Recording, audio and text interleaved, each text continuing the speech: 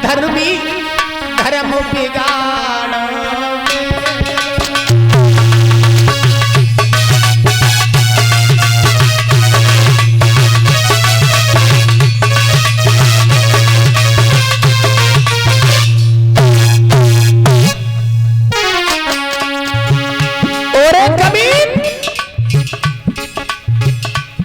तूने ये अच्छा नहीं किया मेरे साथ। तू राक्षस जान में लेती श्राप भस्म कर देती।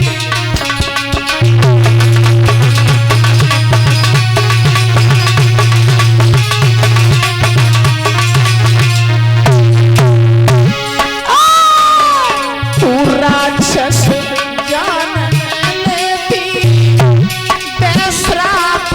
भस्म कर देती।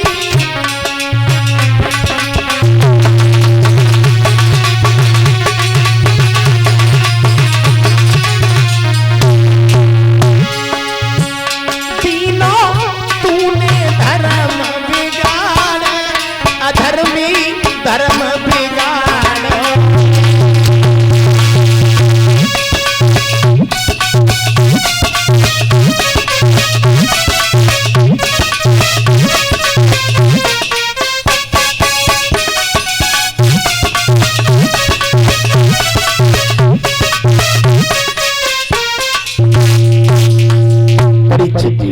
उसी समय दुर्मिलिक नाम के राक्षस ने पवन रेखा से कहा, तुम घबराओ नहीं, सुनो, चिंता ना करो, तुम्हारे गर्भ से बहुत बलशाली लड़का होगा।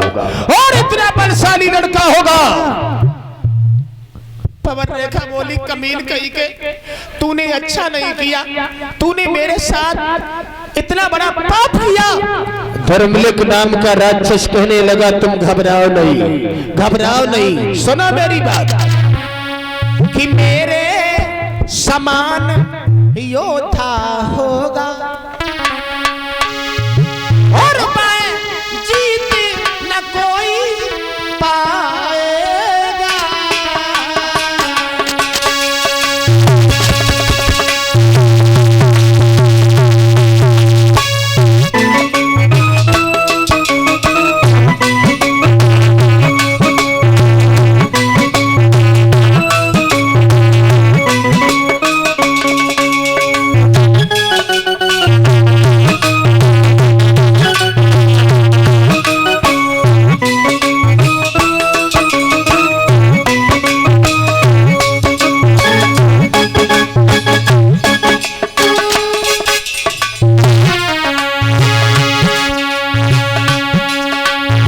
बलशाली लड़का होगा,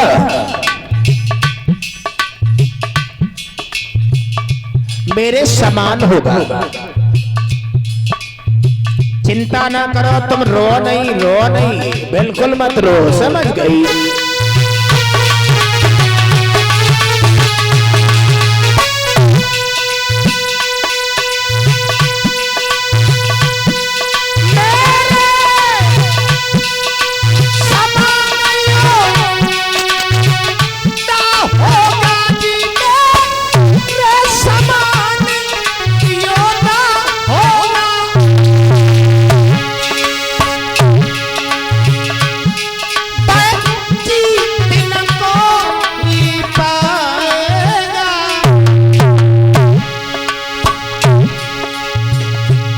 राजा और नर की बातें क्या, बस है इंद्र हारी की जाएगा।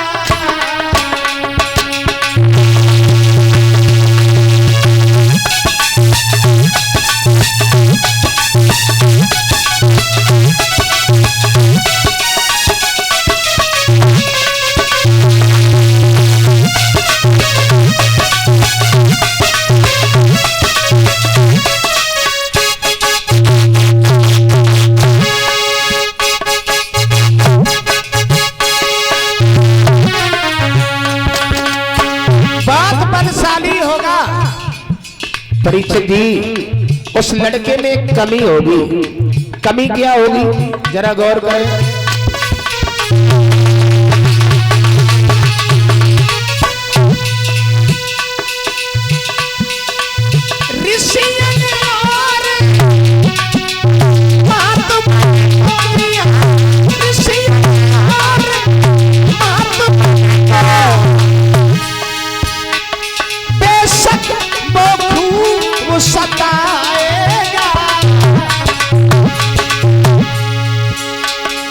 याद रहे ओरी रानी भगवान के हाथों से जाएगा।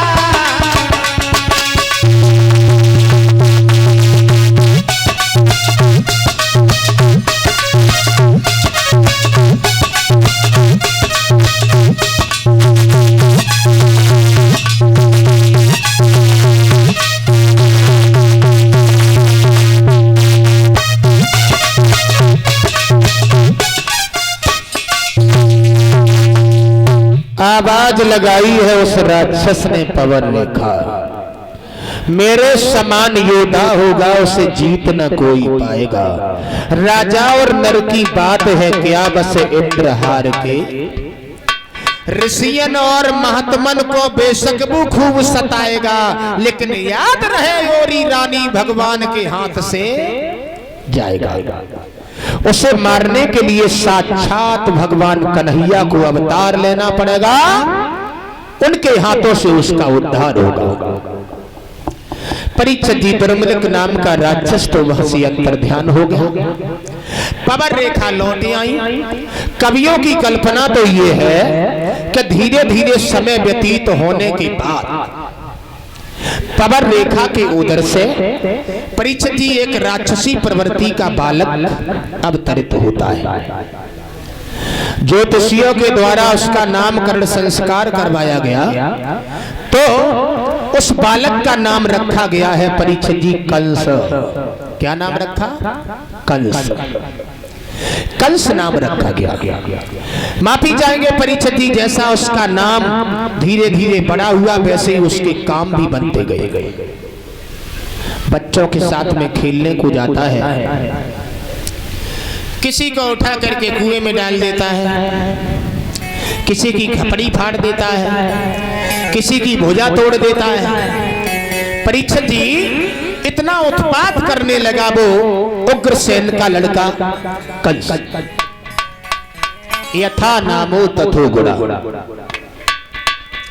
एक दिन महाराज उग्रसेन के पास में जब शिकायतें आई हैं कंस की, तो महाराज उग्रसेन ने अपने बेटा कंस को पास में बुलाया और कहा, बेटा कंस, कहिए पिताश्री, किस लिए याद किया आपने?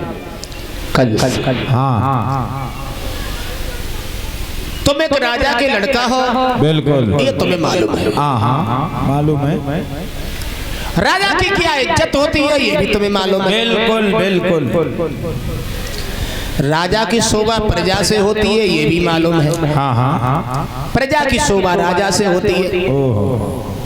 वन की शोभा शेर से होती है और शेर की शोभा वन से होती है। क्यों बूढ़े बाप, क्या राजा प्रजा, प्रजा राजा, वन शेर, शेर वन लगा रखा? सही से बताओ किस लिए हमें याद किया? बेटा कंस, हाँ, पहली बात तो यह है कि तुम पिता से किस तरह से बोल रहे हो, ये अच्छा नहीं लगता। बातों में क्यों फुसला रहे हो? क्या बात है, हमें अति संक्षेप में बताओ।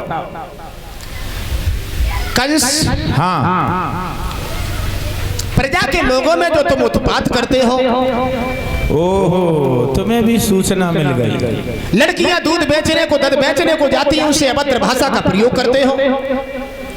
खैर तुम्हें ये शोभा नहीं देता क्योंकि आप एक राजा के लड़का हो। अच्छा, हाँ।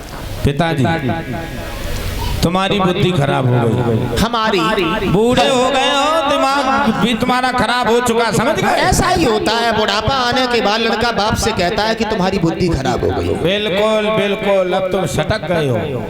हाँ, इसलिए अब मैं इस प्रजा का राजकुमार हूँ और कुछ दिन के बाद राजा हो जाऊंगा। मेरे मन में जो आएगा वो मैं करूंगा। इसका मतलब है कि तुम राजा बनना चाहते हो। रोकने का नहीं, रोकना नहीं, अच्छी बात नहीं होगी पिताश्री। कंस। हाँ, पहली बात तो हम तुमसे ये कहना चाहते हैं कि तुम राजा के लड़का हो, अच्छी तरह से रहो तो ठीक है। कुछ नहीं सुनेंगे हम, समझ गए? फालतू में हमें मत बुलाया करो, जा रहे हैं, आपकी बात ध्यान रखना। कंस ने 2-4 साथियों को बुलवाया, भैया मथुरा का राजा मैं बन जाऊं तो कैसा रहेगा? संग के चलने वाले लड़का जो थे बोले महाराज आप राजा बन जाओ तो हमारे तो आनंद ही आनंद है, क्योंकि आपके पिता के शासन में हम बहुत दुखी हैं। कंस बोला चलना दो, इन बुड्ढे को उठा करके मथुरा के जेल खाने में डाल दो। 2-4 साथियों ने महाराज उग्रसेन के हाथ और पैर पकड़ लिए। उग्रसेन बोले क्या कर रहे हो ये? कंस बोला हम तुम्हारे आराम की व्यवस्था कर रहे हैं, क्योंकि आपके ऊपर बुढ़ापा आ चुका है। हाथ और पैर पकड़ करके मथुरा के जेल खाने में डलवा दिया। पड़े रहो, इसी जेल खाने में पड़े रहो, आनाकानी नहीं करना, नहीं तो बहुत बड़े दंड के भागीदार बनोगे। समझ गए बुड्ढे? परीक्षित जी, कंस जो था वो स्वयं मथुरा नगरिया का राजा बन गया, और जब राजा बन गया तो परीक्षित जी नया राजा, फिर नए नए कानून। नया राजा आवाज लगाई, मंत्री जी महाराज, सभी प्रजा के लोगों से कह दो। क्या कहते हैं? इनसे ये कह दो जो पिताजी कहते रहे जी वो आज से करना बंद कर दो। कह दो जो आज से महाराज उग्रसेन बकते रहे वो तुम करते रहे, लेकिन अब नहीं करना। अब हमारे नए युवराज हैं, नए महाराज हैं, और ये जो कहेंगे वही कानून लागू होगा। पहला आदेश हमारा ये है, पहला आदेश आपका ये है, इस प्रकार से है, आज से मथुरा नगरिया में कोई हवन नहीं करेगा। बिल्कुल महाराज, बिल्कुल, कल से हवन नहीं होगा यहाँ, कोई बात नहीं, कल नहीं आना, ठीक है? जो लोग जितना घी तुम हवन में डाल करके जला देते हो, हाँ, उतना खाओ, खाओ पियो, हड्डी मजबूत हो, लड़ाई के काम आएंगे। दूसरा आदेश ये है, जी महाराज कहिए, जहाँ पर मंदिर तोड़वा दिए जाए। जी हुजूर, मंदिर तोड़वा दिए जाए, ऐसी ना कहो महाराज। तीसरा आदेश, गौशाला में आग लगवा दो।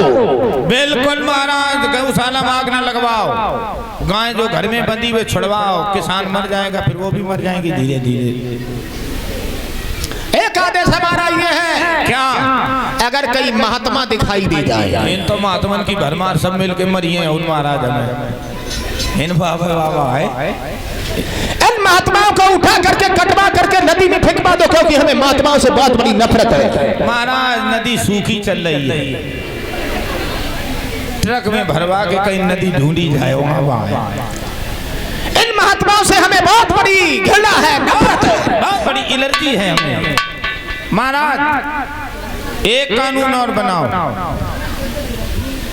समझ गए? जी महाराज। परीक्षित जी, पवित्र भूमि पर उत्पात होने लगे। इतना उत्पात हुआ, महात्मा सब सताए जाने लगे, गौएं कटवाई जाने लगी, मंदिर तोड़वाए जाने लगे। तो देवता मुनि वृंद सब भगवान को बुलाने लगे, हे दीन बंधु आप कब आओगे?